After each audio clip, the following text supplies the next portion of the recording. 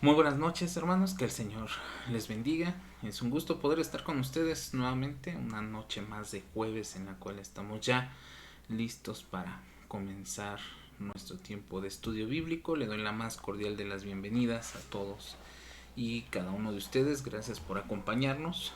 Y recuerde, si usted está hoy acompañándonos por YouTube, déjenos ahí un mensaje para saber quién nos está acompañando, ya que este día tuvimos un poco de problemas con poder conectar Zoom. Así es que bueno, hoy solamente la clase se está transmitiendo por YouTube. Así es que eh, una disculpa para nuestros hermanos que se conectan normalmente por Zoom. Así es que bueno, pero estamos ya listos para comenzar. Estamos en nuestra sesión 4 del paso a paso por el Nuevo Testamento. Estamos mirando los diferentes marcos referentes para poder hacer una lectura correcta del Nuevo Testamento, específicamente de los evangelios. Entonces, la semana pasada veíamos un poco el contexto de referente a todo lo que es el margen de eh, del contexto tanto cultural, social, religioso, ya los vimos. Hoy nos vamos a centrar ya específicamente en el personaje central de los evangelios, que es Jesús. Entonces por eso la sesión de hoy se llama Etapas en la vida de Jesús. Así es que bueno, pues ya estamos iniciando. Tenga a la mano su material, tenga a la mano todos sus elementos para que podamos ir en este estudio. Recuerde, la idea de este estudio es que podamos nosotros familiarizarnos con las grandes historias de la Biblia que ya conocemos, pero también enfocarnos en todo lo necesario para pues aprender, poder enseñar, pero sobre todo también con miras a poder compartir el mensaje de salvación. Pues bueno, vamos a orar, vamos a poner en las manos del Señor este tiempo de estudio y de esta manera vamos a iniciar esta noche. Padre Celestial, en el nombre de Cristo, gracias te damos, oh buen Dios, tu amor y tu misericordia, Señor, que hasta el día de hoy están con nosotros. Gracias, oh Padre, por la oportunidad que nos da, Señor, de estar juntos estudiando, meditando y aprendiendo de tu palabra. Quédate, Señor, con cada uno de nosotros hasta donde llega esta señal. Gracias por tu bendición y provisión para echar mano de estos elementos tecnológicos. Pero también, Señor, abre nuestro entendimiento, danos sabiduría para que juntos podamos aprender más y más de tu palabra. Nos ponemos en tus manos. Gracias por cada hermana y hermano que se conecta, Señor, y que este tiempo sea significativo para el aprendizaje. Te damos gracias en Jesús. Amén.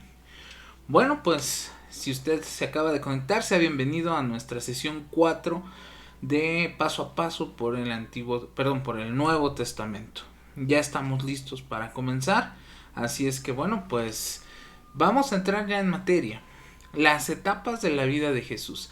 Acuérdense que la semana pasada hablamos de una frase un poco rara llamada sinópticos, que hablábamos que eran 3 evangelios que contenían precisamente toda la obra, ¿sí?, y ministerio de Jesús, a excepción de Juan, que Juan tenía una particularidad, ¿sí? Él se fue de lleno a presentar a Jesús como Dios, hace ahí toda una síntesis de Génesis en los primeros capítulos de Juan, y después entra de lleno a las enseñanzas de los milagros y toda la labor de Jesús como Dios. Pero veíamos que en los otros 3 evangelios hay mucha similitud. Hablábamos de la famosa fuente Q o de la fuente base, de la cual, bueno, cada evangelio aportó una parte de manera muy particular o hablando de originalidad, pero otras fueron tomando precisamente de entre ellas. Quien tomó más de todo esto pues fue Lucas, porque realmente Lucas escribe mucho tiempo después, eh, por orden, bueno, por una instrucción que él tenía que cumplir. Entonces, y también vimos cuál era el concepto precisamente para demostrar que un evangelio es canónico. Entonces creo que con toda esa parte podemos entrar ya de lleno a la vida de Jesús, que ese es el propósito de los evangelios. El propósito principal de los evangelios es principalmente hablar de la vida de Jesús. Ese es el objetivo. Y de hablar lo que la Biblia habla y no especular, porque hablábamos por ahí, creo que fue en la sesión 2, donde hay muchos evangelios o pericopas, pseudoepígrafes, que precisamente tratan de dar luz, pero a veces también son cosas muy místicas, muy fuera de contexto. Hablamos también en un momento del Evangelio de Judas, que aparece para el año 132, 133, y pues no lo podemos considerar canónico por el contexto gnóstico que tiene. Pero bueno, lo que tenemos el día de hoy, podemos decir que pasó por un buen filtro, pasó por una buena línea de investigación, de estudio.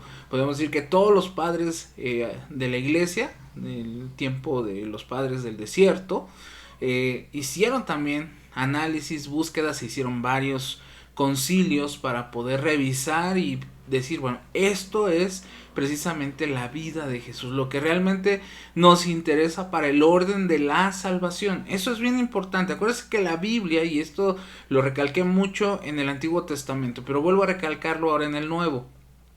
¿Sí? El propósito de la Biblia no es contarnos historias, no es un libro de historias, ¿sí?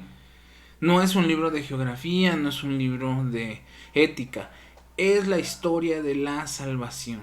Entonces, ¿qué quiere decir? Que ese es el filtro principal que todos los escritores canónicos, de acuerdo a precisamente a los diferentes concilios, era lo que se buscaba, que se hablara única y exclusivamente, ¿sí?, de lo que tiene que ver con la salvación del hombre.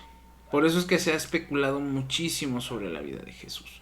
Entonces, hablamos de escritores tanto heréticos como pseudoepígrafes sobre este tema. Y hoy vamos a entrar de lleno a verlo desde la perspectiva de los evangelios, ¿sí? Precisamente los 4 evangelios nos van a presentar un cuadro correcto, y aclaro esta parte.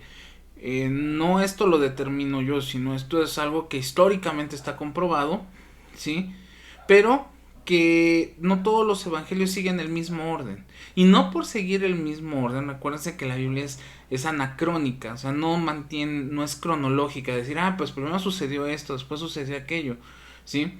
Sino que siguen más bien un orden lógico en el orden de la salvación, no en el cronológico del tiempo. Por eso es que a veces algunos escritores van a organizar su material de tal manera de dar una respuesta específica a la persona de Cristo. Esto es importante, dar una respuesta específica a la persona de Cristo. Un ejemplo, ¿por qué Mateo comienza con la genealogía de Jesús? Porque Mateo quería demostrar que Jesús era judío, porque ese es el mensaje, esa es la línea que Mateo tomó. Marcos no le interesa la genealogía y se va derechito al ministerio de Jesús, ¿sí? Lucas sí se va a hacer y va a tratar de demostrar que Jesús tiene conexión con Adán, y de ahí hacia adelante. Entonces, por eso es importante que cada evangelista, cada evangelio da una respuesta específica a la persona de Cristo. Y si ustedes no se acuerdan de esto, hay una tabla en el material de la semana pasada donde están ahí los trasfondos de cada evangelio. Vamos a comenzar precisamente con las fechas en la vida de Jesús. Esto es bien importante porque nos mete a veces en muchos problemas. Y digo problemas porque no estamos muy familiarizados en la cronometría del tiempo histórico o bíblico, valga la línea. Por eso es importante a veces usar las líneas del tiempo. A mí me gusta mucho usarlas. Precisamente en esta semana acabo de terminar una línea del tiempo desde el surgimiento de la iglesia. Me voy a procurar trabajar hacia atrás y luego la voy a mostrar por ahí para que la podamos entender un poco. Pero es importante entender que el tiempo bíblico no se medía igual que el tiempo hoy día, y eso es importante. Aún los libros de historia, ¿sí?, van a apelar a algo que hoy vamos a hablar, que precisamente es al Anno Domini, ¿sí?, que va a ser el año del Señor o el año de nuestro Señor. Eso va a venir a ser un parteaguas. O sea, realmente hasta Jesús vino a ser un antes y un después en el tiempo, en la manera en la que se hace este proceso de cronometrar el tiempo. Entonces, el tiempo del Nuevo Testamento, ¿sí? Pues está medido conforme los romanos acostumbraban calcular los años. Y esto es importante. Porque acuérdense que estamos hablando de tres conceptos: griego, romano y judío. ¿Sí? Entonces, ¿cuál es la línea que se considera? Pues específicamente la que dominaba, que era la de Roma, que se determinaba que aproximadamente Roma se fundó en el año 753 antes de Cristo. Entonces, esa era una forma en la cual se calculaban los años. A partir de ahí había un antes y un después. Después, en la primera mitad del siglo VI después de Cristo, un monje llamado Dionisio propuso que se usara como punto de partida el nacimiento de nuestro Señor Jesús. Y entonces, hasta el siglo VI, estamos hablando por ahí del año 650 aproximadamente, se determinó usar esta frase de AD, ¿sí? El año del Señor, que es latín, que sería Anno Domini, ¿sí? Como una abreviatura de la era cristiana. Entonces, Dionisio se equivocó en sus cálculos por lo menos 4 años.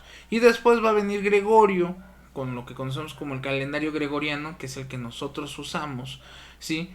Pero también los judíos tienen una forma muy diferente de medir el tiempo. Entonces, cuando leemos conceptos de tiempo en la Biblia, sí, específicamente en los evangelios, vamos a tener desafortunadamente esa mezcla de conceptos.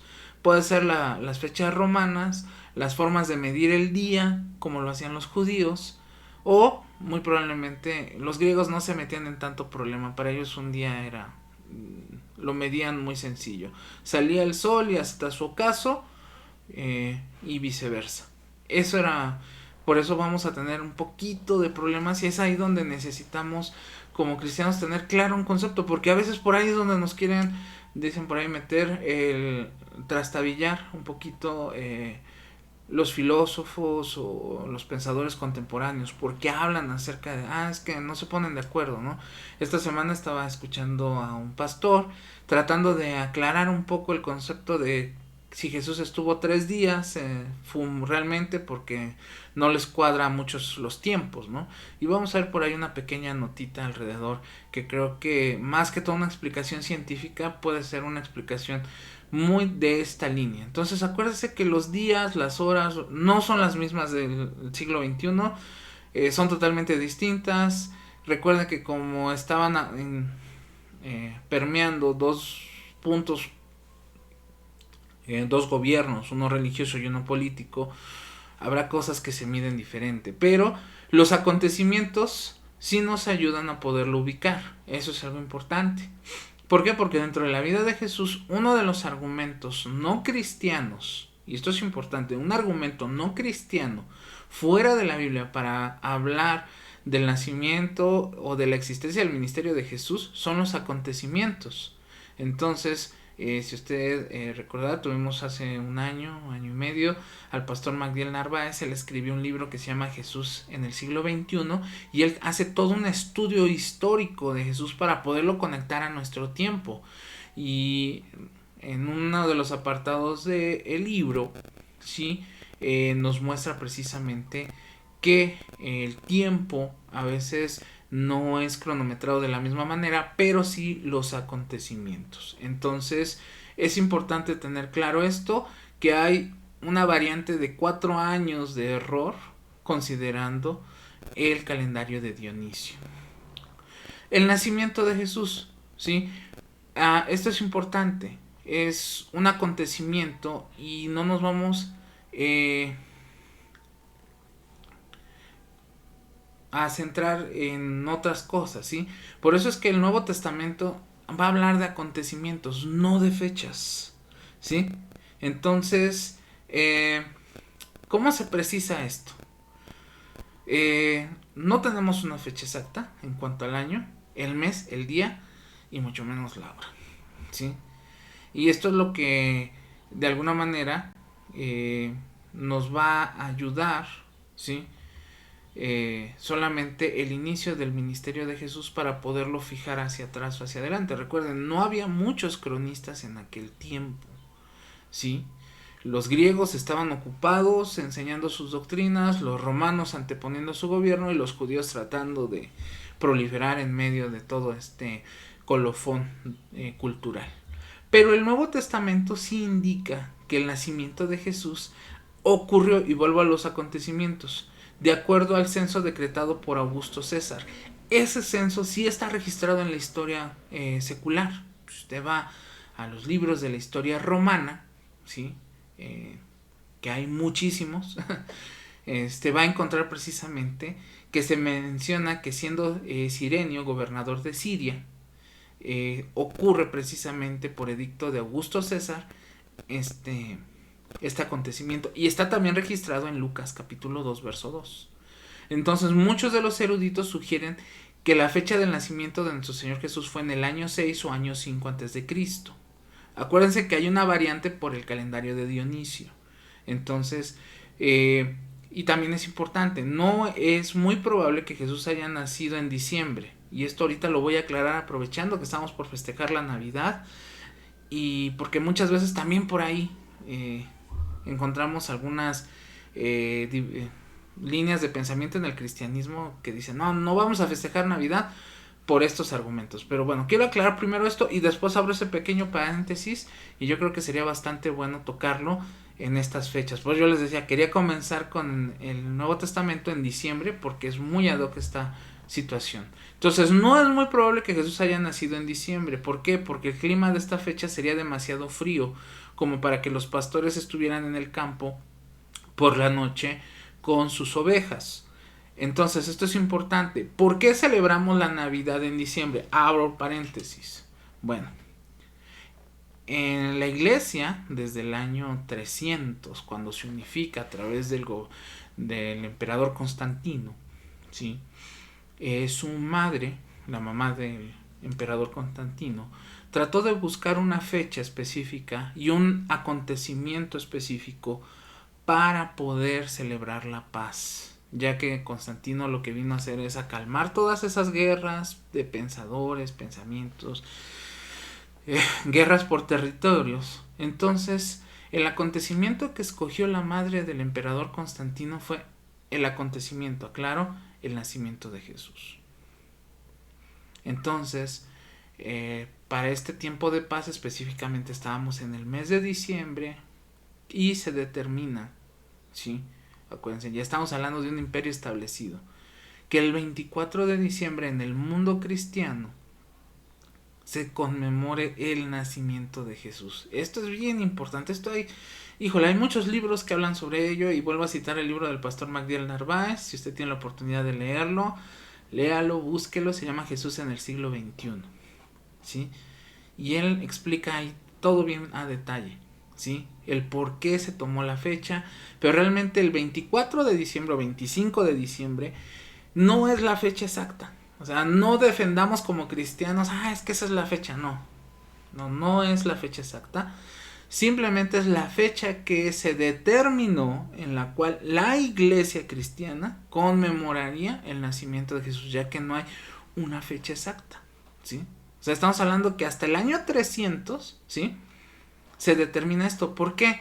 Porque desde el año 70, 72 aproximadamente, cuando se establece ya la iglesia, y un poquito más hacia el año 43, en Pentecostés, del que nos narra específicamente Lucas en el libro de Hechos, la iglesia celebraba únicamente la resurrección de Cristo, ¿sí?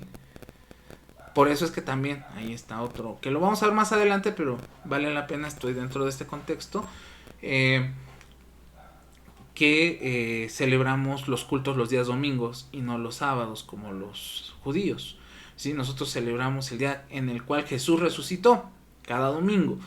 Pero la Navidad solamente, o el nacimiento de Jesús, que realmente Navidad, Natividad, nacimiento es la misma línea, ¿sí?, fue una institución en la cual no estoy hablando de una institución pagana, estoy hablando de una institución cristiana que determinó que el día 24 o 25 de diciembre se conmemoraría, pues yo lo cito de esta manera, se conmemoraría el nacimiento de nuestro Señor Jesús. No quiere decir que el 24 de diciembre sea la fecha exacta, ¿sí? Y si usted quiere saber más, le invito a que busque ese libro y va a ver precisamente cosas como estas, ¿no? Dice que los pastores estaban en el campo con sus ovejas. Diciembre es un tiempo muy extremoso en la Palestina, donde ya no hay nada, la nieve lo quema todo, el frío también, entonces ahí por ahí nos da el pastor MacDiel algunas consideraciones históricas, hídricas y también meteorológicas para poderlo determinar. Pero bueno, aclaro, el nacimiento de Jesús lo festejamos o lo conmemoramos el 24 de diciembre o 25 de diciembre. ¿Por qué? Porque precisamente fue una fecha en la cual se instauró la paz en el imperio. Entonces, esto fue algo que decidió la mamá del emperador Constantino para precisamente celebrar la paz. Entonces, veamos que también el nacimiento de nuestro Señor Jesús tiene algunos elementos, ¿sí? Que les han mezclado muchas cosas, hay quienes le han añadido, le han agregado, pero este es quizás realmente el concepto histórico y creo que es el concepto válido que la iglesia tiene. Navidad, el 24 no es la fecha, ¿sí? Pero lo conmemoramos porque tenemos que conmemorar, y ese era el punto, que nuestro Salvador nació. Así que si usted quiere saber un poquito más de ello, conéctese el viernes al servicio de Navidad porque voy a hablar un poco también de ese concepto de la paz. Pero bueno, regresamos a nuestra clase, si no nos podemos perder ahí en el mundo de las ideas. Entonces el nacimiento de Jesús se vuelve un acontecimiento que va a partir el tiempo en dos, en un antes y en un después. ¿Hay elementos que lo validan? Sí. El censo decretado por Augusto César cuando Cirenio era gobernador en Siria.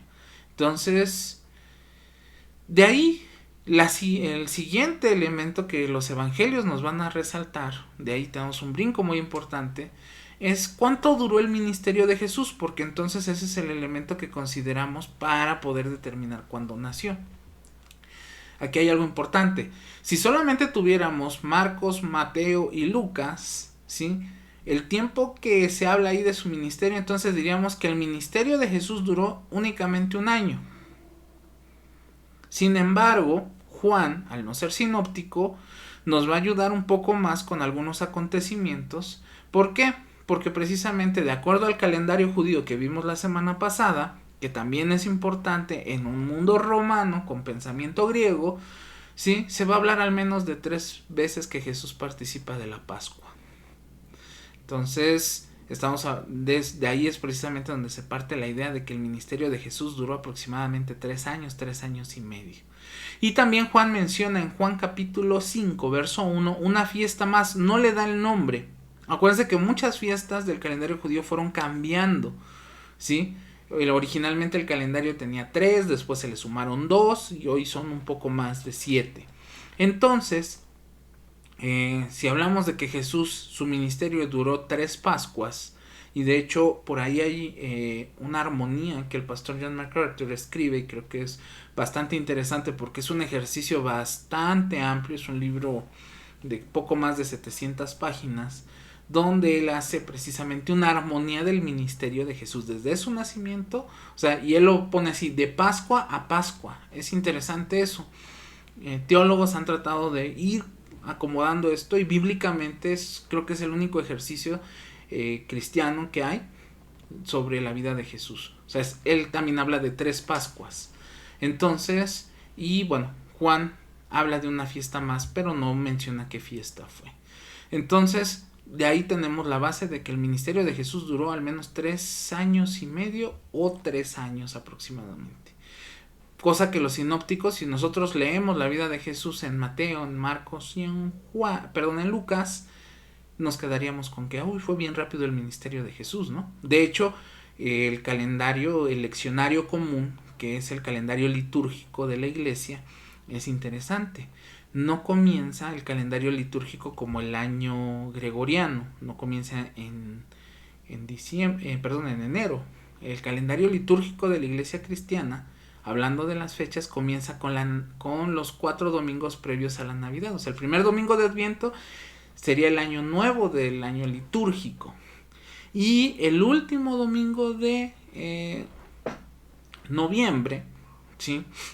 es el domingo de Cristo Rey, que en algunos años, cuando estaba nuestro hermano Jorge, se apegaba mucho a que la iglesia lleváramos las lecturas y todo el programa de la iglesia de acuerdo al calendario litúrgico.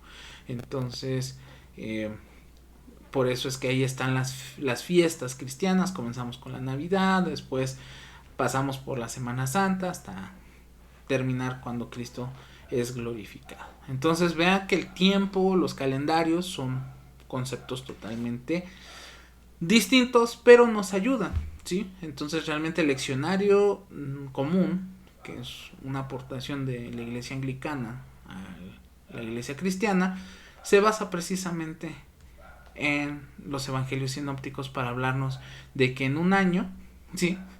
Podemos ver toda la vida de Jesús. Seguimos respondiendo a esta pregunta: ¿cuánto dura el ministerio de Jesús? Entonces, los eruditos toman la cifra en la declaración de Lucas, de como 30 años, Lucas 3:23.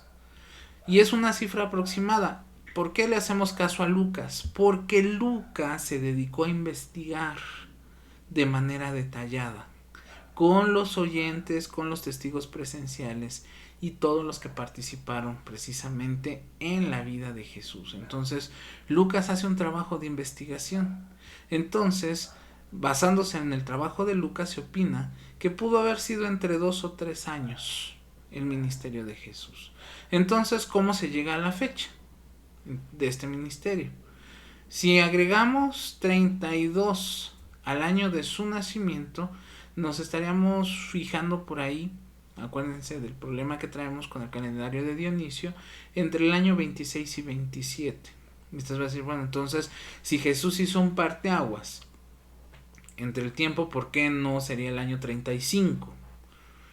Acuérdense que, y vuelvo a ser puntual, el calendario de Dionisio tiene un desfase, que ya después se sincroniza Jesús en el año 0 y de ahí hacia adelante. Pero estamos leyendo de manera aislada esta parte del texto. Después, ¿sí? Viene otro acontecimiento, la muerte de Jesús. Si nosotros consideramos que la famosa fiesta que acabo de mencionar de Juan capítulo 5 verso 1 es otra Pascua, entonces podríamos decir que Jesús tuvo un ministerio de más de 3 años, que incluye entonces ahora 4 Pascuas, pero realmente la teoría que los teólogos afirman son 3 Pascuas, ¿sí? Pero vemos que los tiempos son diferentes. Entonces, si la fiesta sin nombre no es la Pascua, entonces nos quedamos que el ministerio de Jesús cubrió entre 2 y 3 años, y una fecha comúnmente aceptada para la muerte de nuestro Señor Jesucristo históricamente es el año 29, ya que historiadores como Flavio Josefo y la carta de Tasiano precisamente dan esa fecha aproximadamente. La carta de Tasiano es precisamente un documento histórico, vuelvo al punto, dentro de la historia romana de los emperadores, donde se menciona acerca de la muerte de nuestro Señor Jesús. Una vez que hemos visto este panorama, vamos a verlo ahora de manera detallada, ¿sí? ¿Qué es lo que sí nos dice la Biblia de todos estos acontecimientos? Sí, y esto es importante. Hay una regla hermenéutica que nos dice no hay que hacer hablar la Biblia lo que la Biblia no dice, sino nos vamos a enfocar solo en lo que la Biblia nos dice. ¿Por qué? Porque es lo importante en el camino de la salvación. Eso es lo que a nosotros nos interesa. Así que esta es una excelente respuesta. Me ha tocado tenerla que dar cuando filósofos o ateos me han preguntado y dice, bueno, es que ustedes no se ponen de acuerdo. ¿En qué? Estos acontecimientos. Bueno, es que para la salvación no interesa la fecha. Realmente para la salvación nos interesan los acontecimientos. Y este es un argumento teológico que teólogos como Carlos Spurgeon y otros más, ya hablando más hacia atrás, los ocuparon precisamente para seguir hacia adelante. Entonces, bueno, seguimos hablando de la vida de Jesús. El nacimiento y los primeros años. ¿Qué nos dicen Mateo y Lucas? Bueno, Realmente Mateo y Lucas son los únicos que nos dan información sobre el nacimiento de Jesús, sobre los primeros años de la vida del Señor, y nos indican que María dio a luz a Jesús en un milagro biológico de un nacimiento virginal. ¿Sí? O sea, estas son respuestas contundentes, de alguna manera haciendo un estudio apologético. Entonces nos damos cuenta de que esta sería una respuesta contundente. Sí, o sea, Jesús nació en un nacimiento, viene de un nacimiento virginal, una mujer llamada María, ¿sí? Y solamente lo tenemos en dos evangelios. ¿Por qué Juan se va mucho más atrás, ¿no? Se va hasta Génesis. Marcos, acuérdense que Marcos, pues al ser el primer evangelio que se escribe, pues a él lo que le interesaba era hablar de quién era Jesús, no tanto de su nacimiento. Lucas nos da más detalles sobre el nacimiento de Jesús y también sobre sus primeros años de vida, al incluir el relato de la visita de los pastores de Belén.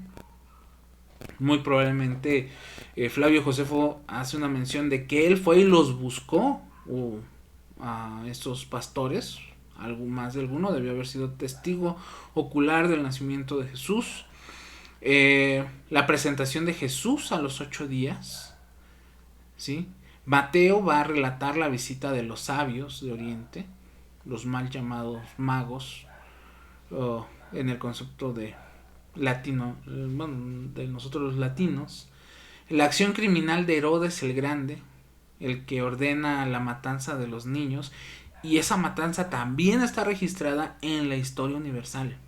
De ahí, por eso en diciembre se conmemora el Día de los Santos Inocentes, que nosotros lo tomamos más hacia la bulla, las bromas, pero realmente fue un acontecimiento que sí está registrado en la historia.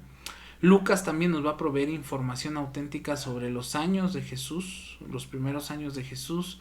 Menciona la visita al templo cuando él tenía 12 años de edad, y esa afirmación de contundente de: en los negocios de mi padre me es necesario estar. El primer año del ministerio de Jesús históricamente comienza en Judea, ¿sí? Y termina con una de las giras de predicación y sanidad en Galilea. O sea, acuérdense de lo que hablábamos de ese mapa. Si ustedes en su Biblia, en la parte de atrás tiene mapas, pueden encontrar ahí la Palestina en los tiempos de Jesús. Y constantemente esto le vamos a llamar el periodo de oscuridad, ¿sí? De los 12 a cuando Jesús inicia su ministerio, ¿sí? Porque realmente Jesús se mantuvo fuera del ojo público. De hecho, una respuesta, no tengo ahorita el nombre del teólogo, estuve buscando el artículo, pero en algún momento lo leí. Fue un teólogo alemán que dio una respuesta contundente al texto de Dan Brown del famoso Código Da Vinci, donde se habla precisamente un poco de ese tiempo, y otros novelistas como Mikos Kamakansi y otros más. Él les responde: si la Biblia no nos menciona nada de esa época de Jesús, de su vida de Jesús, es porque probablemente lo que él haya hecho no aportaba al camino de la salvación. Una respuesta bastante contundente, porque todo lo que vemos que hace Jesús tiene que ver con la salvación. Ese era su propósito, esa era su misión.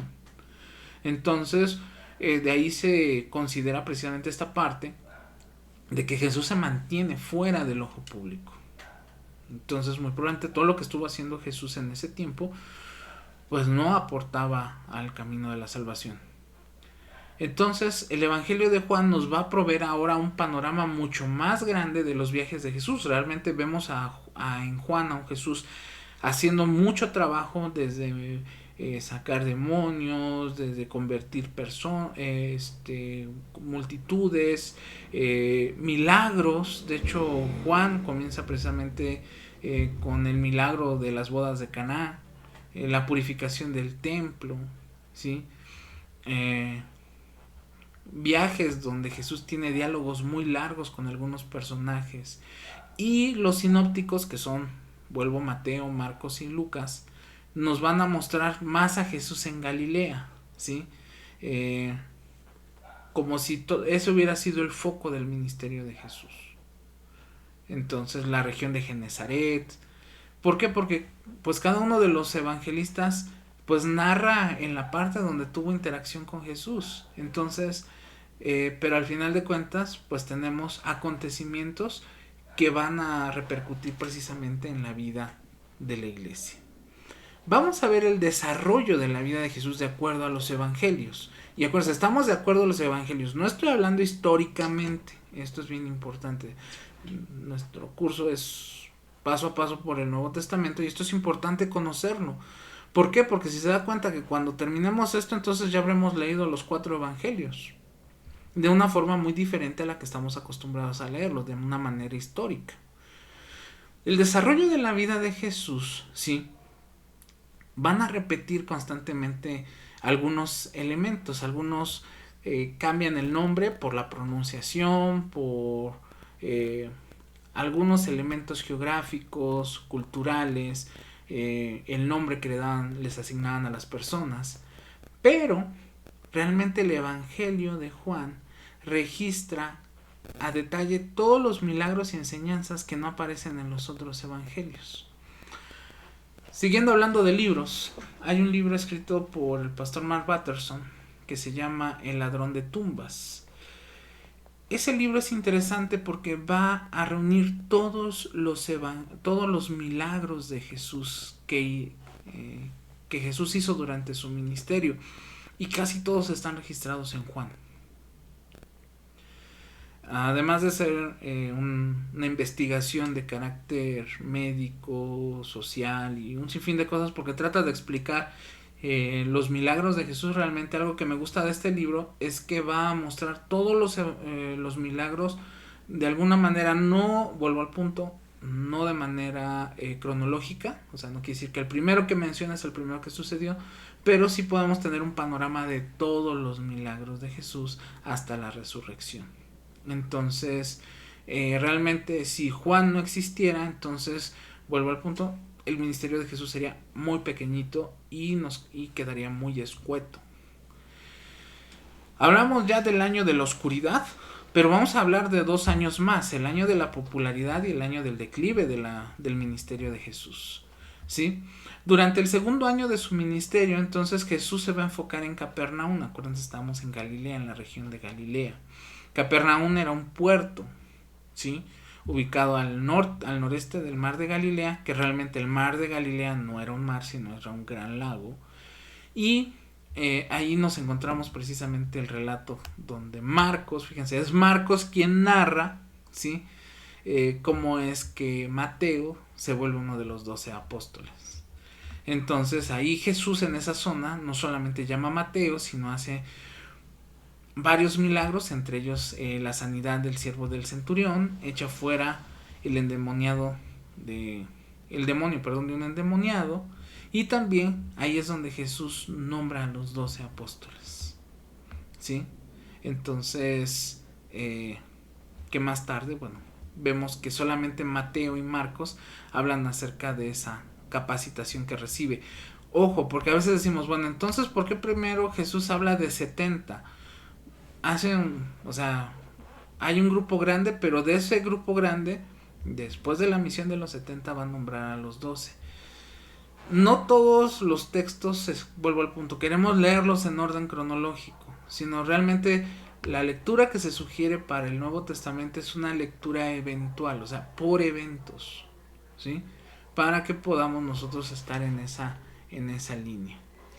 También en este año la popularidad de Jesús creció rápidamente, o sea, toda la gente quería estar cerca de Jesús. Dice que un ejemplo, mientras él iba en la barca de un lado del mar de Galilea, la gente corría por la orilla para esperarlo ya del otro lado. O sea, Jesús era muy, muy famoso. ¿Por qué? Pues 2 veces alimentó a varias multitudes. Después de alimentar a los 5,000, Jesús hace como que una pausa a su ministerio porque ya la gente quería llevarlo al grado de rey, y ahí es donde históricamente tenemos donde se comienza a confabular también el decaimiento de su ministerio, porque los fariseos, los escribas, pues eso les afectaba muchísimo, porque pues ellos eran los que tenían de primera mano las profecías de Malaquías, de Zacarías, de Isaías, Entonces, pues realmente Jesús no empalmaba en muchas de esas cosas. Y aunque empalmaba, ellos decían que no. Entonces, muchos de los que habían seguido a Jesús por mera curiosidad, realmente muchos historiadores dicen que la gente seguía a Jesús pues porque les daba de comer, porque les sanaba a los enfermos, porque era de alguna manera ayudaba a esa parte de los pequeños del reino. Entonces, Jesús realmente lo que estaba haciendo era preparar a los 12 y al resto del grupo precisamente para la eternidad, y pues él rehusó precisamente que la gente lo considerara como el Mesías. Va a haber un punto clave en el año de popularidad de Jesús, que ya es durante su último año de vida, ¿sí? Nos dice que entonces Jesús comienza a predicar en diferentes regiones. Un ejemplo, llega a Samaria, ¿no? Por eso ahí se genera un eco muy fuerte con la mujer del pozo. Va hacia el norte de Galilea, a la región de Tiro, de Sidón, y en la ciudad griega de Decápolis, ¿sí? Que no era una ciudad, una provincia romana, sino una provincia griega, ¿sí? Donde los gentiles estaban ahí en su apogeo, ¿sí? Jesús también comienza a tener algunos esbozos de acercarse a los gentiles, cosa que más ruido generaba a la alta esfera religiosa de Jerusalén, de Israel. Y bueno, pues precisamente es en el tiempo donde vemos a Jesús enseñándole a los discípulos a orar, enseñarle a los discípulos muchas de las disciplinas espirituales que Jesús llevó con ellos, ¿sí? O sea, en otras palabras, primero predicó y después se dedicó a enseñar a los 12. De hecho, John MacArthur en su libro 12 hombres comunes precisamente relata ese proceso, que a veces pensamos que Jesús desde que los llamó empezó a capacitarlos, ¿no? Realmente el formato de enseñanza de Jesús fue primero vean lo que yo hago, después los enviaba, después corregía y después se sentó con ellos y pasaba horas y horas con sus discípulos, ¿sí? Entonces, realmente la metodología de Jesús, que lo vimos la semana pasada, no solamente aplicaba para la gente alrededor, sino también aplicaba para sus discípulos. El acto más crucial del tiempo de la popularidad de Jesús es la confesión de Pedro, ¿sí? Precisamente ya cuando los discípulos están totalmente convencidos de quién era Jesús, qué hacía Jesús, vemos a un Pedro, ¿sí?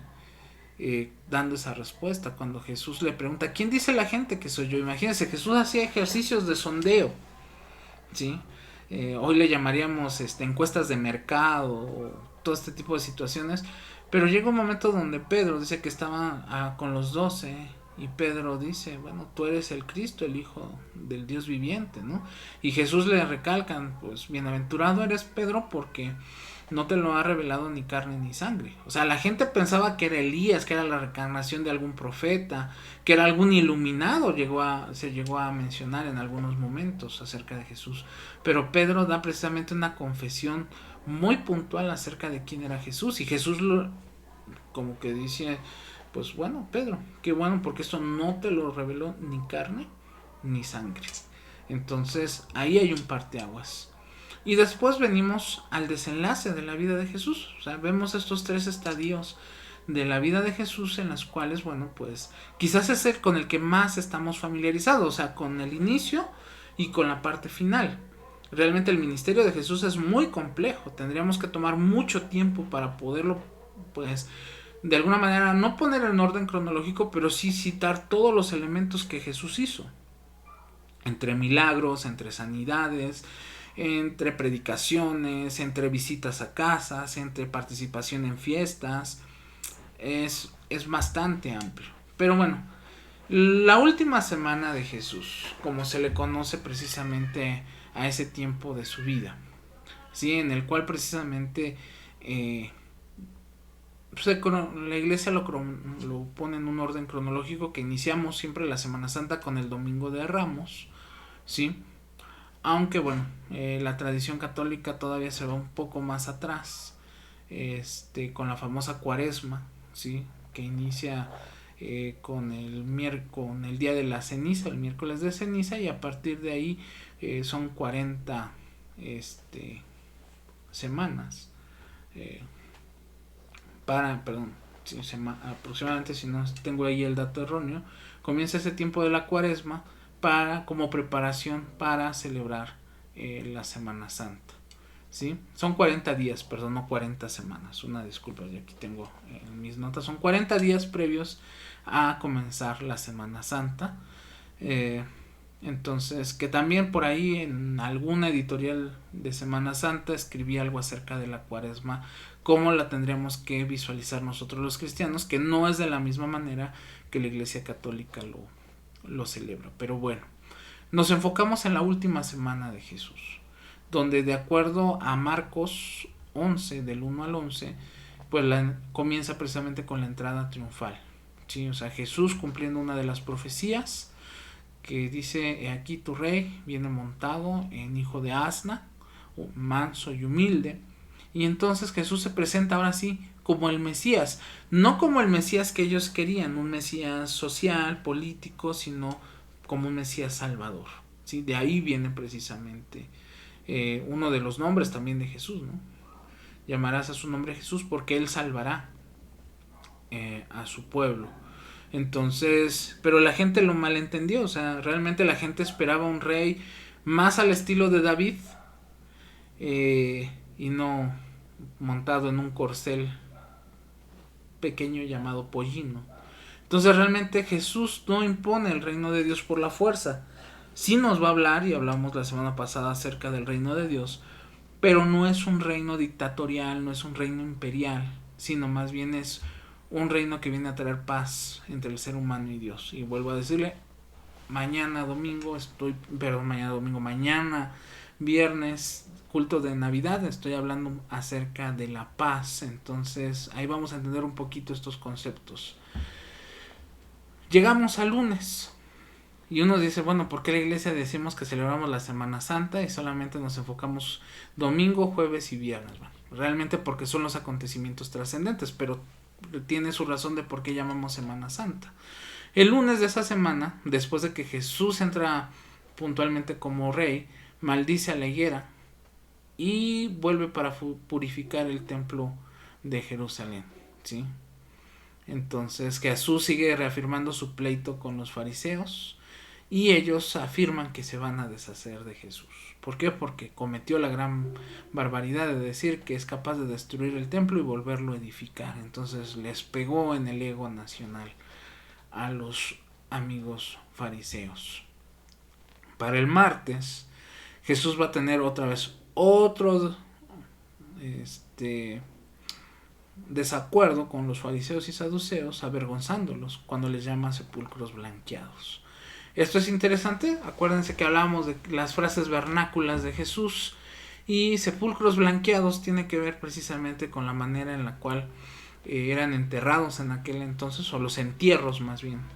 Panteones no se llamaban panteones, sino entierros.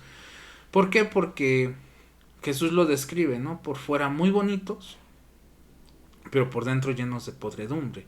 ¿Qué era un sepulcro blanqueado? Bueno, precisamente era un motivo también por el cual los judíos tenían problemas con los romanos, porque los romanos se llevaban las tapas de los entierros, que eran de mármol blanco, ¿sí? Muy bonito.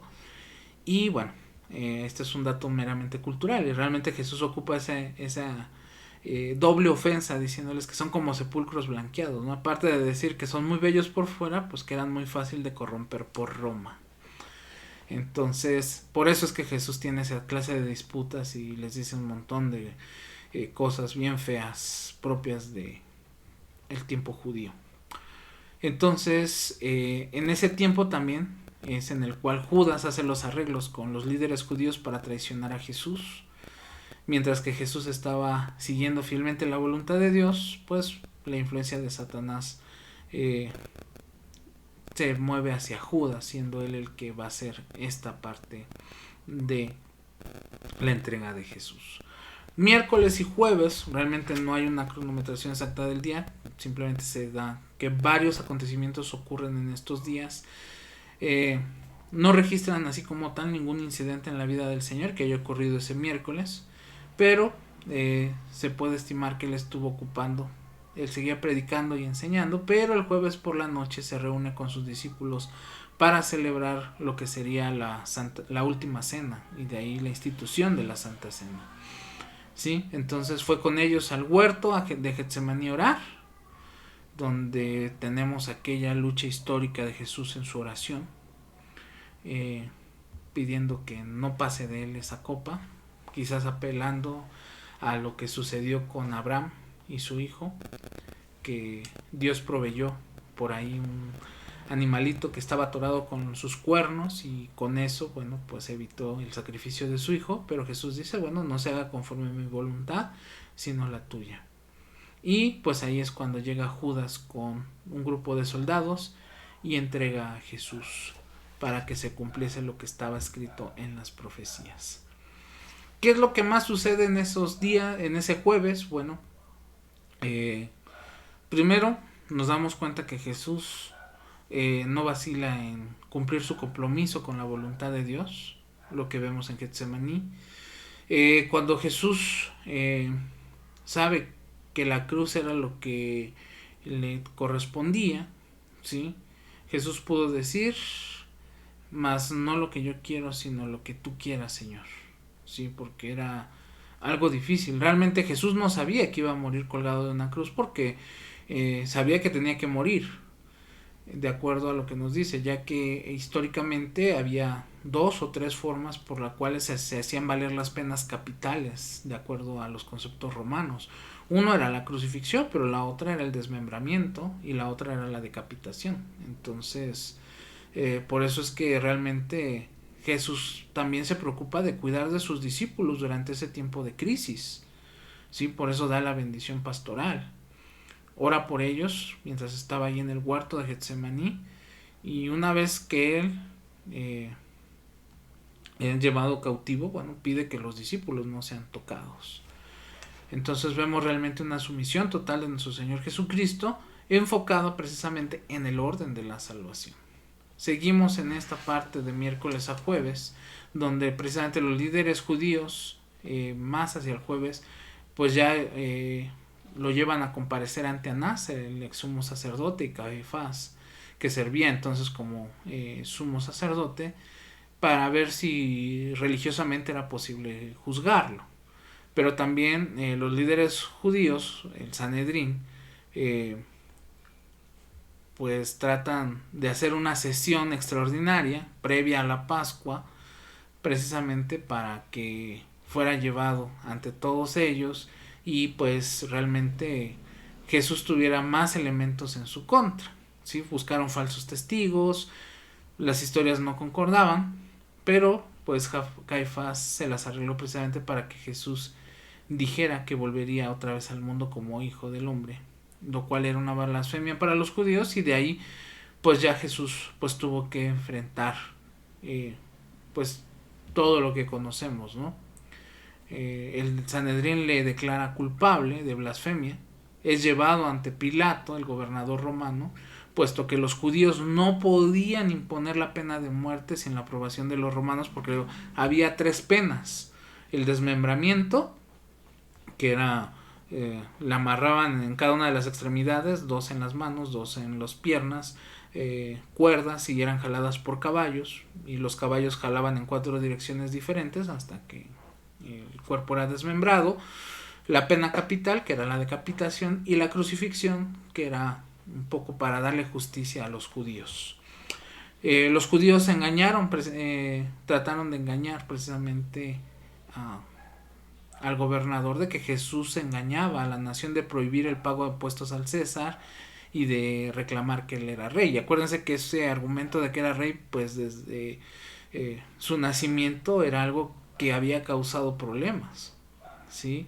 Entonces, aunque Pilato no encontró argumento, pues le deja a los judíos la decisión de que Jesús fuera crucificado.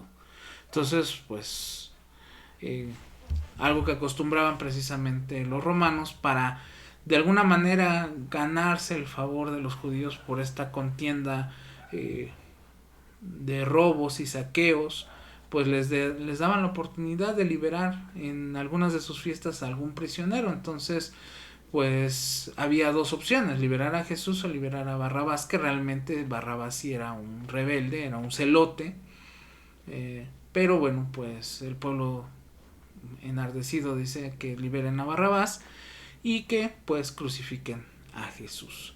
Realmente todos estos elementos tienen que ver mucho con historia, más que eh, para poderlos entender. ¿Sí? El lavado de manos que hace Pilato, como diciendo: a mí, yo no voy a cargar con esta muerte, así que se lo cedo a ustedes. El tema del derecho romano, que también es apelado varias veces en estos pasajes. Prácticas romanas por las cuales precisamente vemos a Jesús con una túnica, con una corona de espinas, ¿sí? Que eran prácticas que los soldados romanos ocupaban para todos aquellos que eran acusados de intentar sublevar el gobierno de Roma, ¿sí? Por eso es que los romanos usaban la crucifixión como un método brutal de ejecución para los esclavos criminales, o sea que era morirse desangrados poco a poco, pero también apelaba un poco al concepto judío, de acuerdo a la ley, que decía que era maldito el que moría colgado de un madero. Entonces, realmente era ahí un conjunto de varios elementos que, como les digo, tienen que ver con historia y tienen que ver con el concepto de la ley y elementos propios, ¿no? El lugar donde Jesús fue crucificado era el lugar de la calavera, era un lugar pues no porque pareciera una calavera, sino porque ahí estaban todos los restos exhibidos de todos los delincuentes que morían desmembrados, decapitados y crucificados. ¿Sí? Se dice que el escuadrón romano que ejecuta la orden de clavar a Jesús en la cruz, le pone precisamente junto a dos ladrones, donde Jesús es colgado más o menos por 6 horas. Y ahí es donde, como les decía, la forma de medir el tiempo es muy diferente. Entre romanos y judíos tenían sus formas, y al final, bueno, pues como ya se venía la fiesta de la Pascua, pues deciden atravesar el costado de Jesús para terminar con esa situación. Entonces, hasta aquí estamos mirando a detalle todos estos acontecimientos que tienen que ver precisamente con la vida de Jesús. Y de ahí vamos al domingo. Y esto es interesante, porque a veces, y como les digo, en la semana estaba escuchando a un pastor tratando de explicar, porque en su canal, en sus redes sociales, le hace una pregunta a una persona. Bueno, dice: clarifíquenos por qué Jesús duró 3 días en la tumba, como lo afirma Jonás, y no me cuadra, porque si muere un viernes, pues de viernes para sábado, pues apenas es un día, y resucita él en la madrugada del domingo, entonces pues nada más estuvo día y medio, ¿no? Aproximadamente. El pastor da toda una explicación bastante interesante, pero realmente hay algo que por ahí creo que le faltó mencionar: que los judíos tenían una forma muy diferente en contar los días, ¿sí? Y quienes narran precisamente este acontecimiento de la resurrección lo narran desde la perspectiva judía. Entonces, sí, Jesús permaneció desde el viernes por la noche hasta el domingo por la mañana, y según la forma de contar de los judíos, eso equivalía a 3 días, pero no 3 días de 24 horas, sino que la forma en la que los judíos en aquel entonces contaban los días es muy diferente aún a la forma en el calendario gregoriano o el calendario de Dionisio, ¿sí? Era muy muy diferente. Entonces creo que a veces ahí nos enfocamos mucho en los detalles, cuando realmente lo que nos interesaría es, bueno, es que Jesús resucitó y que Jesús subió al cielo, ¿no? Eso es parte de nuestra fe. Realmente vuelvo al argumento de este teólogo alemán hacia este tipo de literatura, donde tratan de hablar muchas cosas de que si Jesús se casó, si Jesús tuvo novia cuando fue adolescente, qué hacía Jesús de niño. pues realmente pues volvemos al punto, o sea, en nada aportaría a nuestra salvación saber si Jesús estuvo 3 días. Realmente lo que aporta a nuestra salvación es que Jesús resucitó, ¿sí?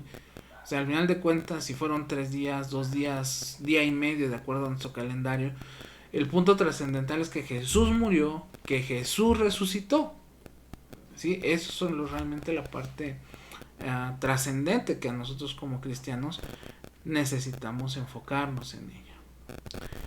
Y después tenemos las apariciones de Jesús como resucitado, ¿sí? Que será una parte que también textos paulinos van a reforzar, ¿no? Como primera de Corintios 15 del 5 al 8. Pero pues tenemos mucha evidencia en los evangelios, ¿no? Que después de que Jesús de que Jesús resucitó, apareció a Pedro, a Jacobo, a Pablo mismo. Por eso que hay evidencia en el texto paulino. Y realmente es Lucas quien narra esa parte de la aparición a Pablo, a los apóstoles, y aproximadamente se enumeran más de 500 creyentes, ¿sí? Jesús tuvo apariciones en la madrugada, al mediodía, por la noche, en un cuarto cerrado, a la orilla del mar. Entonces, y todas esas apariciones están registradas en los evangelios y, como digo, también en la literatura paulina. Entonces, cuando Jesús concluye su ministerio, ¿sí? Luego de 40 días después de su resurrección, nos dice Lucas en el capítulo 24, versos del 50 al 53, que él regresa al cielo y desde aquel entonces nadie más le ha visto, ¿sí? O sea, en otras palabras, Jesús completa su obra, se deja manifestar como rey y después pues marcha al cielo, como dice la palabra de Dios, para estar intercediendo por nosotros y preparar un lugar para cuando él regrese por segunda vez y nos lleve a su presencia. ¿Se da cuenta? Esto es lo que nosotros llamamos el evangelio, ¿sí? O sea, es decir, Jesús nació, Jesús hizo su ministerio, murió y resucitó y inaugura el tiempo de la iglesia. Ese es el evangelio, ¿sí?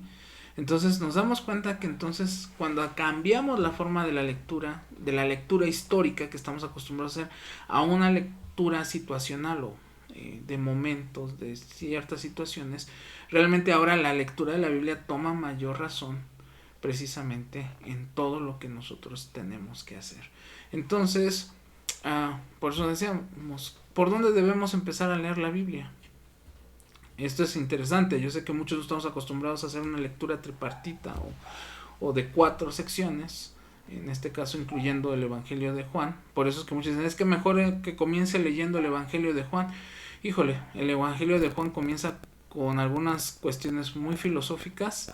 Entonces, yo creo que lo ideal sería comenzar leyendo el Evangelio de Lucas o el Evangelio de Marcos, para después ya entrar en una lectura un poco más a profundidad y ocupar a Juan como una lectura referencial para poder completar el marco completo de nuestro Señor Jesús.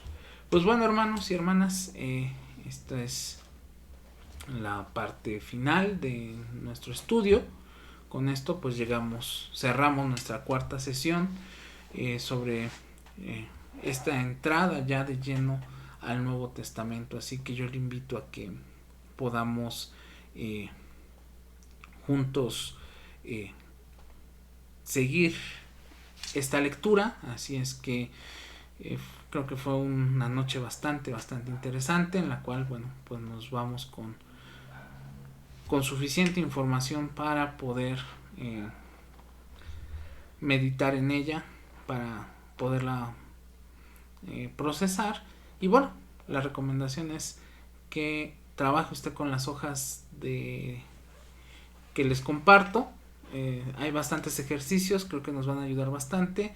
Y bueno, pues solamente recuerde, mañana, viernes, es nuestro último culto en el templo de manera presencial. Los siguientes domingos, que es el domingo 26, estará será en línea, totalmente igual, 12 del día, nos conectamos en línea, estará con nosotros el pastor Mario Dilzar, él va a estar compartiendo los siguientes 2 domingos, y si el Señor lo permite y las condiciones de la pandemia también, nos estamos viendo el domingo 9 de enero para regresar a nuestro servicio de primicias. Se me olvidaba, el viernes 31 tenemos nuestro culto de acción de gracias de Año Nuevo. Recuerde, ya estamos en la recta final para recibir sus testimonios. Todavía no recibo ninguno, así que la invitación, hermanos, es a que tengamos un servicio de acción de gracias por este año que termina, con un testimonio, ya sea en audio, ya sea en video, no mayor a 2 minutos. Recuerde, puede mandarlo a mi WhatsApp, puede mandarlo al correo de la iglesia, y para que lo podamos editar. Entonces, mañana nos vemos. Los que han mandado ya su registro, recuerde, es importante registrarse, ya está abierto el registro para que podamos estar mañana a las 7 de la noche. Recuerde, estamos presencial y virtual por el canal de YouTube. Así es que, bueno, hermanos, pues prepare también sus primicias, prepare todo lo que usted necesite para este tiempo de fin de año. Así es que, pues, le dejo los avisos, y bueno, pues que el Señor les bendiga, que el Señor les guarde. Vemos los avisos y concluimos nuestra transmisión. Que el Señor les bendiga y nos saludamos en nuestra próxima transmisión. Bendiciones.